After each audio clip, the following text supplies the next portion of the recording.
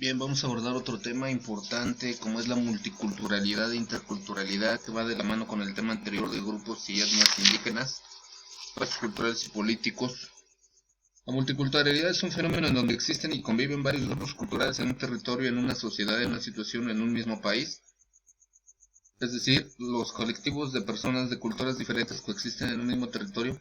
La multiculturalidad se centra en la coexistencia de culturas. Por otro lado, la interculturalidad es la interacción o el encuentro específico entre dos o más grupos culturales, es decir, los contactos entre las distintas culturas. Se interesa por la convivencia entre las culturas mismas, que implica una interrelación y por eso la posibilidad de conflictos. La interculturalidad no oculta el conflicto, tampoco lo considera como la única consecuencia inevitable en las relaciones interculturales, sino que trabaja para evitarlo o resolverlo. Asimismo, presupone el reconocimiento de las culturas, tanto de las ajenas como de las propias. Debido a que reconoce las culturas ajenas, es considerarlas como una posibilidad más, ni mejor ni peor, sino distinta. Finalmente implica reconocer las características culturales de nuestra propia cultura sin caer en etnocentrismo. En consecuencia, la multiculturalidad apunta hacia la diferencia cultural, mientras la interculturalidad defiende la diversidad cultural.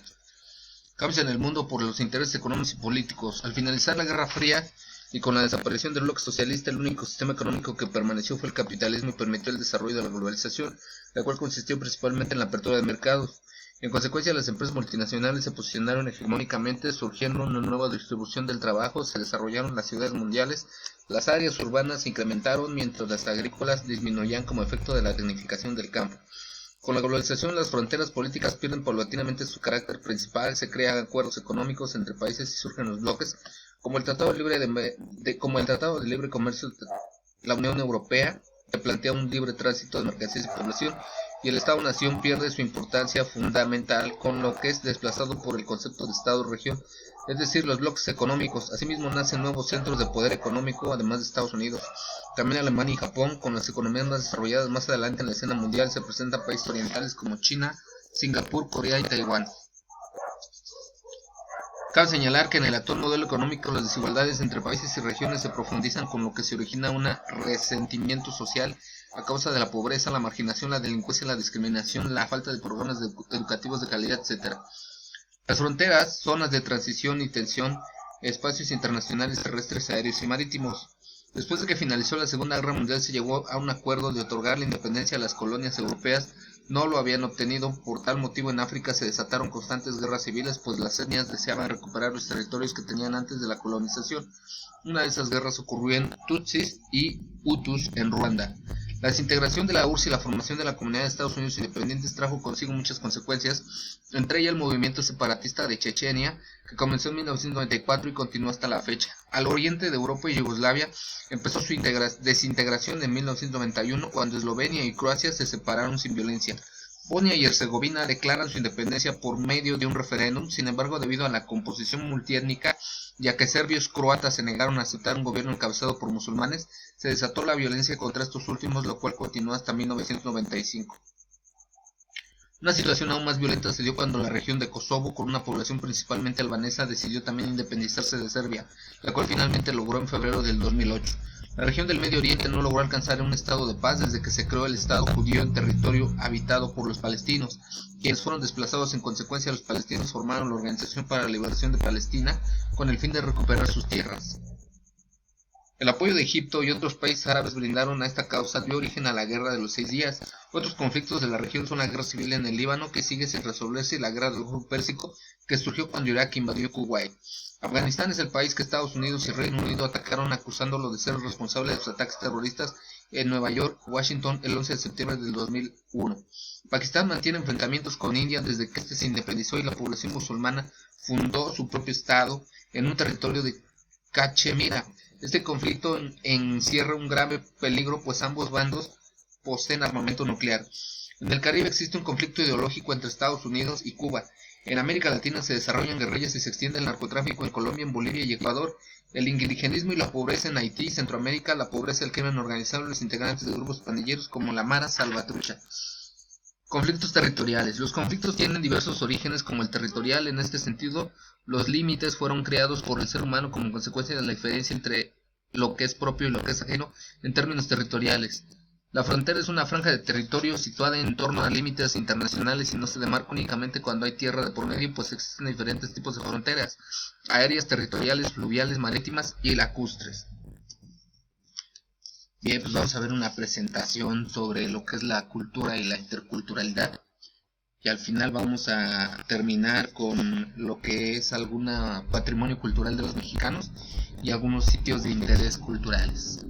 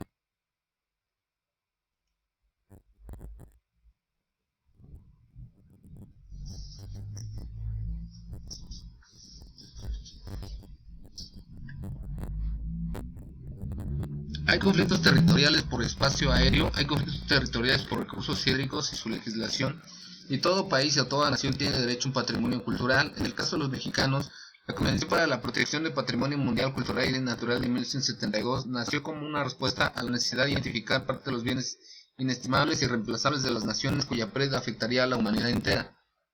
En consecuencia, la comunidad internacional comenzó a hablar del desarrollo sustentable, ya que la conservación del patrimonio natural y cultural significaba una contribución al desarrollo del sitio y de su entorno.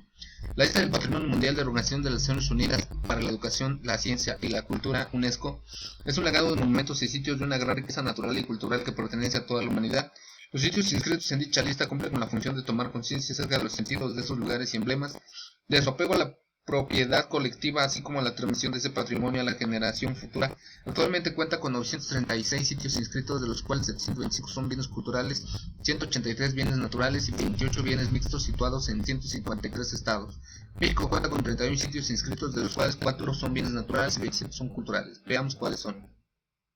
Centro Histórico de la Ciudad de México, Xochimilco, Ciudad de México, Centro Histórico de Oaxaca, Zona Arqueológica de Montalbán, Oaxaca, Centro Histórico de Puebla, Ciudad Prehispánica y Parque Nacional de Palenque, Chiapas, Ciudad Prehispánica de Teotihuacán, Estado de México, Ciudad Prehispánica de Chichén Itzá, Yucatán, Ciudad Histórica de Guanajuato y minas adyacentes, Centro Histórico de Morelia, Michoacán, Ciudad Prehispánica del Tajín, Veracruz, conjunto de cuevas de resguarda las pinturas rupestres en la Sierra de San Francisco, Baja California Sur, Centro Histórico de Zacatecas, primeros conventos del siglo XVI en las faldas del Popocatépetl, Zona de Monumentos Históricos de Querétaro, Ciudad Prehispánica de Uxmal, Yucatán, Hospicios Cabañas, Guadalajara, Zona Arqueológica de Paquimeco, Casas Grandes, Chihuahua, Zona de Monumentos Arqueológicos de Xochicalco, Morelos, Ciudad Histórica Fortificada de Campeche, Antigua Ciudad Maya de Calakmul, Campeche, Misiones Franciscanas de la Sierra Gorda de Querétaro, Campo Central de la Ciudad Universitaria de la Universidad Nacional Autónoma de México, Ciudad Protectora de San Miguel y Santuario de Jesús Nazareno de Atotonilco, Guanajuato, cuevas prehistóricas de Yagul y Mitla en los valles centrales de Oaxaca. México es un país de América Latina con más reconocimientos en el listado y el sexto a nivel mundial, detrás de Italia, España, China, Francia y Alemania. Espacios de soberanía nacional, terrestre, marítima, insular y aérea. La soberanía es la libertad que ejerce un Estado en la representación de su población para gobernar y decidir las acciones que promoverán el uso adecuado de sus recursos naturales y la defensa del territorio con la finalidad de preservar la seguridad y bienestar del pueblo. Este ejerce su soberanía por medio de los poderes de la Unión, ejecutivo, legislativo y judicial. El Estado a su vez ejerce su soberanía sobre su territorio, entidades, estados, distritos, provincias, repúblicas, islas, etc., sus aguas continentales y oceánicas y su espacio aéreo. Mar territorial. De acuerdo con los tratados internacionales de Ginebra, Suiza, firmados en abril de 1958, las naciones con litorales proclamaron como propia la porción de mar más allá de 12 millas náuticas, que son aproximadamente 22.2 kilómetros, con el objetivo de beneficiarse de los recursos naturales dentro de esta área y limitar el paso de embarcaciones de otros lugares. México tiene una zona económicamente exclusiva que cubre una buena parte de la plataforma continental del Golfo de México, en donde abundan diversos recursos naturales y una extensa franja en la costa del Pacífico. Sin embargo, es el Golfo de México en donde la explotación pesquera es más significativa. En el artículo 27 de la Constitución Política de los Estados Unidos Mexicanos se establece desde 1976 los límites de la zona económica exclusiva. Espacio aéreo, que es un espacio, una ampliación de la soberanía del Estado. Zona exclusiva de explotación marítima. Esta zona es de gran importancia para la diversidad de recursos naturales, que contiene peces y minerales. Plataforma continental comprende desde la playa hasta una profundidad de 200 metros. Cualquiera que sea la extensión mar adentro, los países con litorales son los que más cuentan